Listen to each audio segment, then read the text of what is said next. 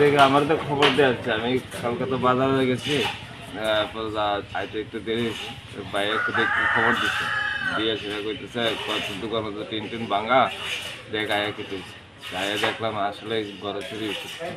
কারণ তো আপনারা আসছেন, আমি তো তালা টালা খুলছি না, তালা টালা খুললে পাওয়া যাবে দেখি আছে না আছে না। আগেও একবার দুইবার চুরি হয়েছে। চুরি হয়েছে বলতে এক সাইডে তালা লক ভাঙ্গিয়া, তারপরে যাওয়ানোর নিচে আগে বেশি কিছু নিতে পারছে না, কারণ নেওয়ানোর মতন জিনিস তো বোঝা যায় না, ঘর তো ভর্তি মাল।